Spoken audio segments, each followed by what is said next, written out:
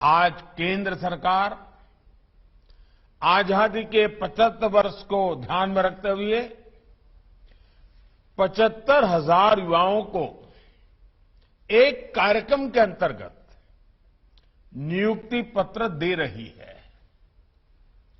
बीते 8 वर्षों में पहले भी लाखों युवाओं को नियुक्ति पत्र दिए गए हैं, लेकिन इस बार हमने तय किया कि इकट्ठे नियुक्ति पत्र देने की परंपरा भी शुरू की जाए, ताकि डिपार्टमेंट में भी टाइम बाउंड प्रक्रियाएं पूरा करने और निर्धारित लक्ष्य को जल्द से पार करने का एक सामूहिक स्वभाव बने, सामूहिक प्रयास हो। इसलिए भारत सरकार में इस तरह का रोजगार मेला शुरू किया गया है। आने वाले महीनों में इसी तरह लाखों युवाओं को भारत सरकार द्वारा समय समय पर नियुक्ति पत्र सौंपे जाएंगे। मुझे खुशी है कि एनडीए शासित कई राज्य और केंद्र शासित प्रदेश भी और भाजपा सरकारें भी अपने यहां इसी तरह रोजगार मेले आयोजित करने जा रहे हैं। जम्मू कश्मीर, दादरा नगर एवं नगर हवेली, दमन दीव, अंडमान निकोबार भी आने वाले कुछ ही दिनों में हजारों युवाओं को ऐसे ही कार्यक्रम करके नियुक्ति पत्र देने वाले हैं। आज जिन युवा साथियों को नियुक्ति पत्र मिला है, उन्हें मैं बहुत बहुत बधाई देता हूं। साथियों, आप सभी ऐसे समय में भारत सरकार के साथ जुड़ रहे हैं जब देश आजादी के अमृत काल में प्रवेश कर चुका है। विकसित भारत के संकल्प की सिद्धि के लिए हम आत्मनिर्भर भारत के रास्ते पर चल रहे हैं। इसमें हमारे इनोवेटर्स, हमारे एंटरप्रेन्योर्स, हमारे उद्यमी, हमारे किसान, सर्विसेज और मैन्युफैक्चरिंग से जुड़े हर किसी की बहुत बड़ी भूमिका है। यानी विकसित भारत का निर्माण सबके प्रयास से ही संभव है। सबका प्रयास की इस भावना को तभी जागृत किया जा सकता है जब हर भारतीय तक मूल सुविधाएं तेजी से पहुंचे और सरकार की प्रक्रियाएं तेज हो, त्वरित हो। कुछ ही महीनों में लाखों भर्तियों से जुड़ी प्रक्रियाएं पूरी करना, नियुक्ति पत्र दे देना, ये अपने आप में दिखाता है कि बीते 7-8 वर्षों में कितना बड़ा बदलाव सरकारी तंत्र में लाया गया है। हमने 8-10 साल पहले की वो स्थितियां भी देखी हैं जब छोटे से सरकारी काम में भी कई महीने लग जाते थे। सरकारी फाइल पर एक टेबल से दूसरे टेबल तक पहुंचते पहुंचते हैं धूल जम जाती थी। लेकिन अब देश में स्थितियां बदल रही हैं, देश की कार्य संस्कृति बदल रही है। साथियों, आज अगर केंद्र सरकार के विभागों में इतनी तत्परता, इतनी एफिशिएंसी आई है, इसके पीछे 7-8 साल की कड़ी मेहनत है, कर्मयोगियों का विराट संकल्प है। वरना आपको याद होगा पहले सरकारी नौकरी के लिए अगर किसी को अप्लाई करना होता था तो वहीं से अनेक परेशानियां शुरू हो जाती थी। भांति भांति के प्रमाण पत्र मांगे जाते, जो प्रमाण पत्र होते भी थे उनको प्रमाणित करने के लिए आपको नेताओं के घर के बाहर कतार लगा के खड़ा रहना पड़ता था, अफसरों की सिफारिश लेकर के जाना पड़ता था। हमने सरकार के शुरुआती वर्षों में ही इन सभी मुश्किलों से युवाओं को मुक्ति दे दी। सेल्फ अटेस्टेशन, युवा अपने सर्टिफिकेट खुद प्रमाणित करे, ये व्यवस्था की। दूसरा बड़ा कदम हमने केंद्र सरकार की ग्रुप सी और ग्रुप डी इन भर्तियों में इंटरव्यू को खत्म करके उन सारे परंपराओं को उठा लिया। इंटरव्यू की प्रक्रिया को समाप्त करने से भी लाखों नौजवानों को बहुत फायदा हुआ है। साथियों, आज भारत दुनिया की 5वीं बड़ी अर्थव्यवस्था है। 7-8 साल के भीतर हमने 10वें नंबर से 5वें नंबर तक की छलांग लगाई है। ये सही है कि दुनिया के हालात ठीक नहीं है। अनेक बड़ी बड़ी अर्थव्यवस्थाएं संघर्ष कर रही हैं। दुनिया के अनेक देशों में महंगाई हो, बेरोजगारी हो, अनेक समस्याएं अपने चरम पर है।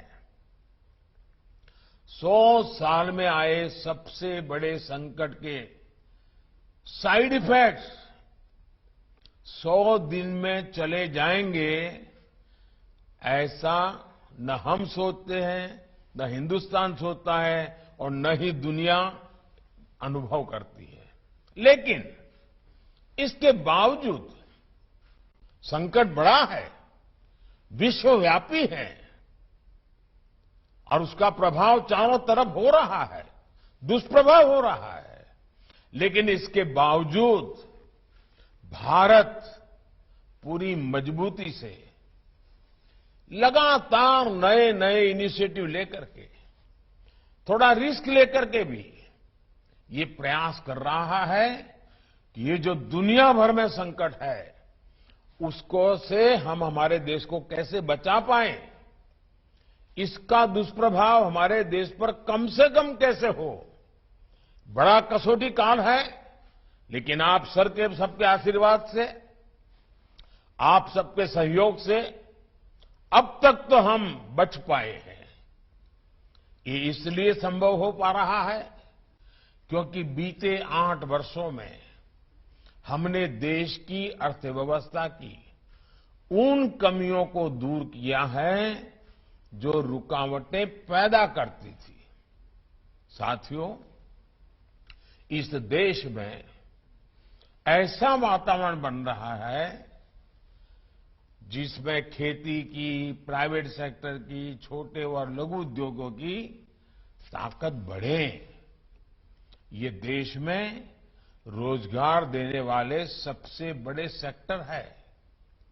आज हमारा सबसे अधिक बल युवाओं के कौशल के विकास पर है, स्किल डेवलपमेंट पर है। प्रधानमंत्री कौशल विकास योजना के तहत देश के उद्योगों की जरूरतों के हिसाब से युवाओं को ट्रेनिंग देने का एक बहुत बड़ा अभियान चल रहा है। इसके तहत अभी तक 1.25 करोड़ से अधिक युवाओं को स्किल इंडिया अभियान की मदद से ट्रेन किया जा चुका है। इसके लिए देश भर में कौशल विकास केंद्र खोले गए हैं। इन 8 वर्षों में केंद्र सरकार द्वारा उच्च शिक्षा के सैकड़ों नए संस्थान भी बनाए गए हैं।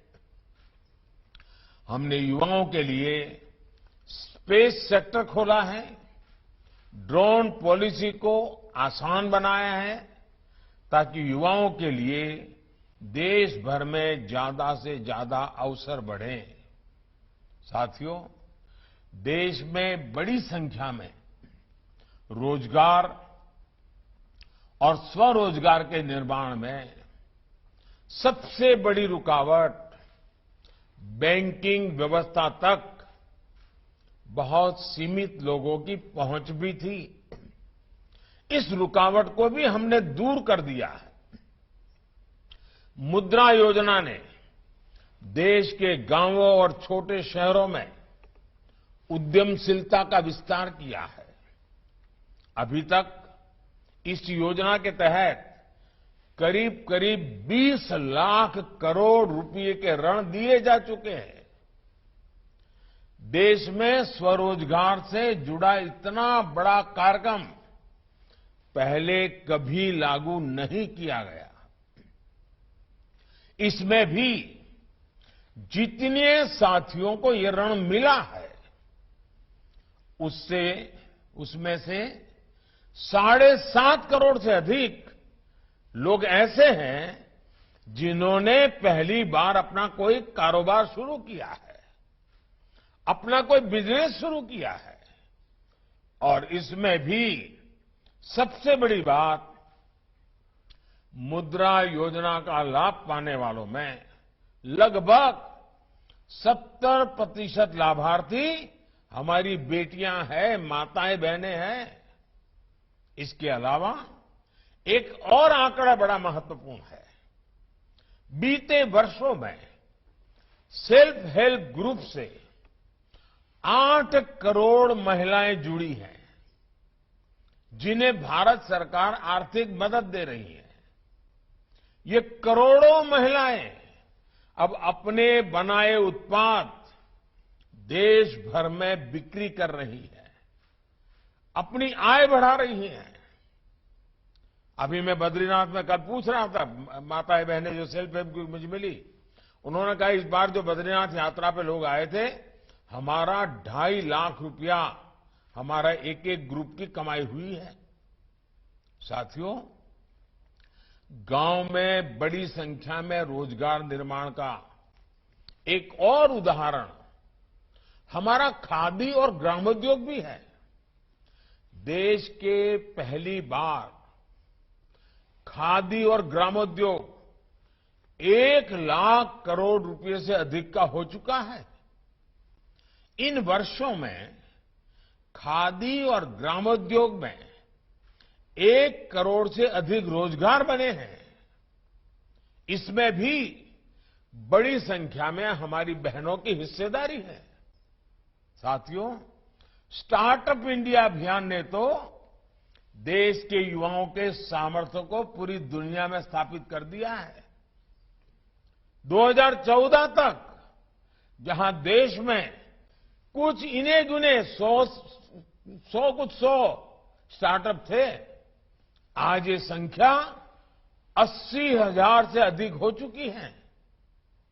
हजारों करोड़ रुपए की अनेक कंपनियां इस दौरान हमारे युवा स्थापित साथियों ने तैयार कर ली हैं। आज देश के इन हजारों स्टार्टअप्स में लाखों युवा काम कर रहे हैं। देश के एमएसएमईज में, छोटे उद्योगों में भी आज करोड़ों लोग काम कर रहे हैं, जिसमें बड़ी संख्या में साथी बीते वर्षों में जुड़े हैं। कोरोना के संकट के दौरान केंद्र सरकार ने एमएसएमईज के लिए जो 3 लाख करोड़ रुपए से ज्यादा की मदद की, उससे करीब 1.5 करोड़ रोजगार जिस पर संकट आया हुआ था, वो बच गए। भारत सरकार मनरेगा के भी माध्यम से देश भर में 7 करोड़ लोगों को रोजगार दे रही है। और अब उसमें हम एसेट निर्माण, एसेट क्रिएशन पर बल दे रहे हैं। डिजिटल इंडिया अभियान ने भी पूरे देश में लाखों डिजिटल एंटरप्रेन्योर का निर्माण किया है। देश में 5 लाख से अधिक कॉमन सर्विस सेंटर में ही लाखों युवाओं को रोजगार मिला है। 5G के विस्तार से डिजिटल सेक्टर में रोजगार के अवसर और बढ़ने वाले हैं। साथियों, 21वीं सदी में देश का सबसे महत्वाकांक्षी मिशन है मेक इन इंडिया, आत्मनिर्भर भारत। आज देश कई मामलों में एक बड़े आयातक इंपोर्टर से एक बहुत बड़े निर्यातक एक्सपोर्टर की भूमिका में आ रहा है। अनेक ऐसे सेक्टर हैं जिसमें भारत आज ग्लोबल हब बनने की तरफ तेजी से आगे बढ़ रहा है। जब खबर आती है कि भारत से हर महीने 1 अरब मोबाइल फोन पूरी दुनिया के लिए एक्सपोर्ट हो रहे हैं, तो ये हमारे नए सामर्थ्य को ही दिखाता है। जब भारत एक्सपोर्ट के अपने पुराने सारे रिकॉर्ड तोड़ देता है, तो वे इस बात का सबूत होता है कि ग्राउंड लेवल पर रोजगार के नए अवसर भी बन रहे हैं। आज गाड़ियों से लेकर मेट्रो कोच, ट्रेन के डिब्बे और डिफेंस के साजो सामान तक अनेक सेक्टर में निर्यात तेजी से बढ़ रहा है। ये तभी हो पा रहा है क्योंकि भारत में फैक्ट्रियां बढ़ रही है। फैक्ट्रियां बढ़ रही है तो उसमें काम करने वालों की संख्या बढ़ रही है। साथियों, मैन्युफैक्चरिंग और टूरिज्म 2 ऐसे सेक्टर हैं जिसमें बहुत बड़ी संख्या में रोजगार मिलते हैं। इसलिए आज इन पर भी केंद्र सरकार बहुत व्यापक तरीके से काम कर रही है। दुनिया भर की कंपनियां भारत में आए, भारत में अपनी फैक्ट्रियां लगाएं और दुनिया की डिमांड को पूरी करें। इसके लिए प्रक्रियाओं को भी सरल किया जा रहा है। सरकार ने प्रोडक्शन के आधार पर इंसेंटिव देने के लिए पीएलआई स्कीम भी चलाई है। जितना ज्यादा प्रोडक्शन उतना अधिक प्रोत्साहन, ये भारत की नीति है। इसके बेहतर परिणाम आज अनेक सेक्टर्स में दिखने शुरू भी हो चुके हैं। बीते वर्षों में ईपीएफओ का जो डेटा आता रहा है, वो भी बताता है कि रोजगार को लेकर के सरकार की नीतियों से कितना लाभ हुआ है। 2 दिन पहले आए डेटा के मुताबिक इस साल अगस्त के महीने में करीब 17 लाख लोग ईपीएफओ से जुड़े हैं। मैं अगस्त महीने की बात कर रहा हूं। यानी ये देश की फॉर्मल इकोनॉमी का हिस्सा बना है। इससे भी करीब 8 लाख ऐसे हैं जो 18 से 25 साल के उम्र के ग्रुप के हैं। साथियों, इंफ्रास्ट्रक्चर निर्माण से रोजगार निर्माण का भी एक और बड़ा अवसर होता है, एक बहुत बड़ा मजबूत पक्ष होता है। और इस विषय में तो दुनिया भर में सब लोग मान्यता है कि हाँ, ये क्षेत्र है जो रोजगार बहुत बढ़ाता है। बीते 8 वर्षों में देश भर में हजारों किलोमीटर नेशनल हाईवे का निर्माण हुआ है। रेल लाइन के दोहरीकरण का काम हुआ है। रेलवे के गेज परिवर्तन का काम हुआ है। रेलवे में इलेक्ट्रिफिकेशन पर देश भर में काम किया जा रहा है। देश में नए हवाई अड्डे बना रहा है। रेलवे स्टेशनों का आधुनिकीकरण हो रहा है। नए वाटरवेज बन रहे हैं। ऑप्टिकल फाइबर नेटवर्क का पूरे देश में बड़ा अभियान चल रहा है। लाखों वेलनेस सेंटर बन रहे हैं। पीएम आवास योजना के तहत 3 करोड़ से ज्यादा घर भी बनाए गए हैं और आज शाम को धनतेरस पर जब मध्य प्रदेश के 4.5 लाख भाई बहनों को अपने घरों की चाबी सौंपूंगा तो मैं इस विषय पर भी आज विस्तार से बोलने वाला हूं। मैं आपसे भी आग्रह करूंगा, आज मेरा शाम का भाषण भी देख लीजिए।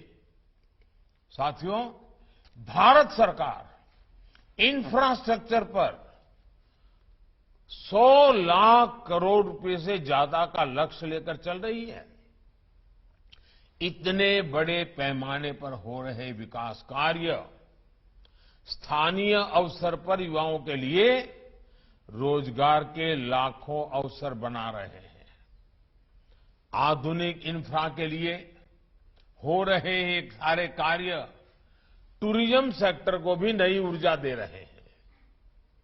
आस्था के, आध्यात्म के, ऐतिहासिक महत्व के स्थानों को भी देश भर में विकसित किया जा रहा है। ये सारे प्रयास रोजगार बना रहे हैं, दूर सुदूर से भी युवाओं को मौका दे रहे हैं। कुल मिलाकर देश में अधिक से अधिक रोजगार के निर्माण के लिए केंद्र सरकार एक साथ अनेक मोर्चों पर काम कर रही है। साथियों, देश की युवा आबादी को हम अपनी सबसे बड़ी ताकत मानता है। आजादी के अमृत काल में विकसित भारत के निर्माण के सारथी हमारे युवा हैं, आप सभी हैं। आज जिन्हें नियुक्ति पत्र मिला है, उनसे मैं विशेष तौर पर कहना चाहूंगा कि आप जब भी दफ्तर आएंगे, अपने कर्तव्य पथ को हमेशा याद करें। आपको जनता की सेवा के लिए नियुक्त किया जा रहा है। 21वीं सदी के भारत में सरकारी सेवा सुविधा का नहीं, बल्कि समय सीमा के भीतर काम करके देश के कोटि कोटि लोगों की सेवा करने का एक कमिटमेंट है, एक स्वर्णिम अवसर है। स्थितियां, परिस्थितियां कितनी भी कठिन हो, सेवा भाव का सरोकार और समय सीमा की मर्यादा को हर हाल में हम सब मिलकर के कायम रखने का प्रयास करेंगे। मुझे विश्वास है कि आप इस बड़े संकल्प को ध्यान में रखते हुए सेवा भाव को सर्वोपरि रखेंगे। याद रखिए, आपका सपना आज से शुरू हुआ है, जो विकसित भारत के साथ ही पूरा होगा। आप सभी को फिर से नियुक्ति पत्र जीवन की एक नई शुरुआत के लिए बहुत बहुत शुभकामनाएं हैं और मुझे विश्वास है कि आप मेरे अनन्य साथी बनकर के हम सब मिलकर के देश के सामान्य मानवी की आशा आकांक्षाओं को पूरा करने में कोई कमी नहीं रखेंगे। धनतेरस का पावन पर्व है, हमारे यहां इसका अत्यंत महत्व भी है। दिवाली भी सामने आ रही है। ये अनेक त्योहारों का पल है, उसमें आपके हाथ में ये पत्र होना आपके त्योहारों को अधिक उमंग और उत्साह से भर देंगे, साथ में एक संकल्प से भी जोड़ देंगे, जो संकल्प 100 साल का जब भारत की आजादी का समय होगा, अमृत काल के 25 साल, आपके जीवन के भी 25 साल, महत्वपूर्ण 25 साल, आइए मिलकर के देश को नई ऊंचाइयों पर ले जाए। मेरी बहुत बहुत शुभकामनाएं हैं। बहुत बहुत धन्यवाद।